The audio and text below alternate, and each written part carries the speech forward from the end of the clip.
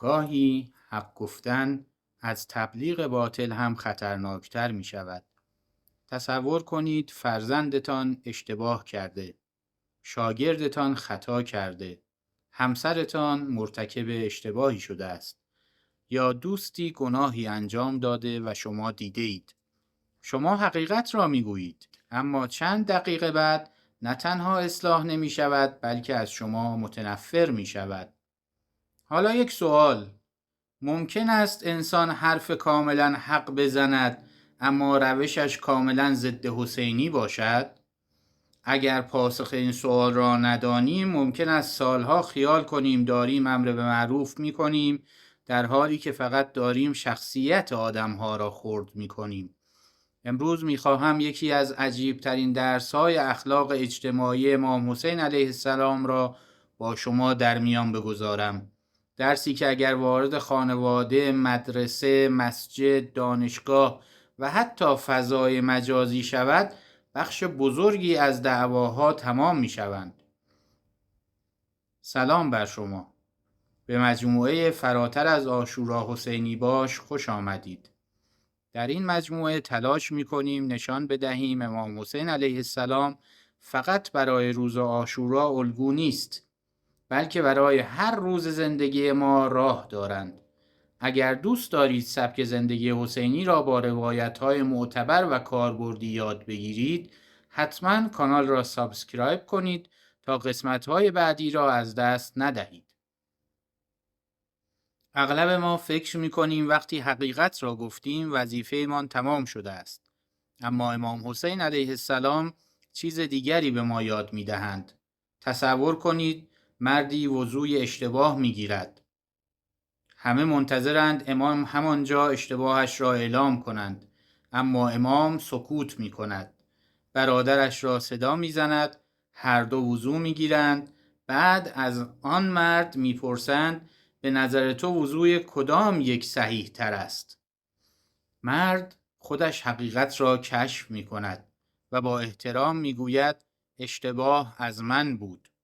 هم خطا اصلاح شد، هم شخصیت انسان حفظ شد و این دقیقاً تفاوت تربیت حسینی با تحقیر است.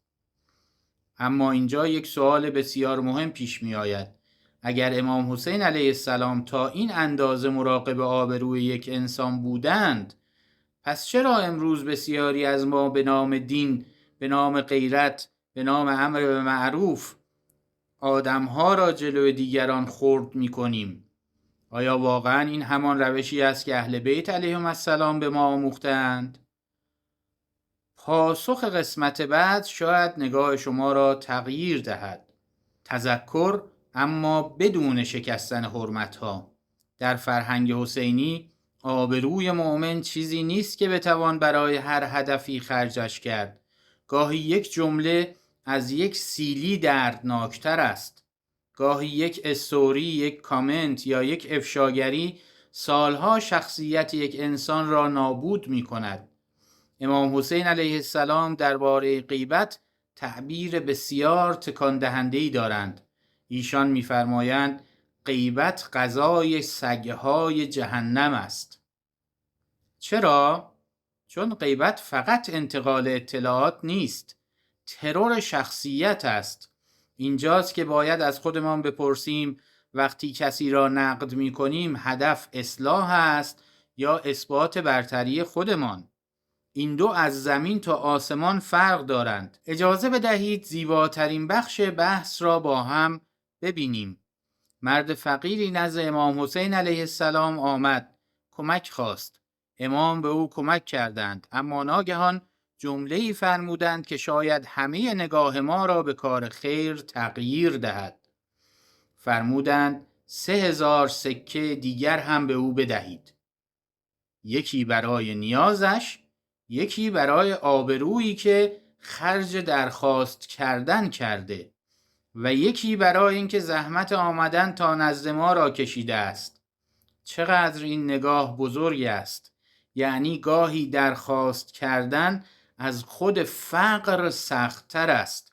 ممکن است کسی ساعتها با خودش کلنجار برود، غرورش را کنار بگذارد و تازه جرأت کند از شما کمک بخواهد.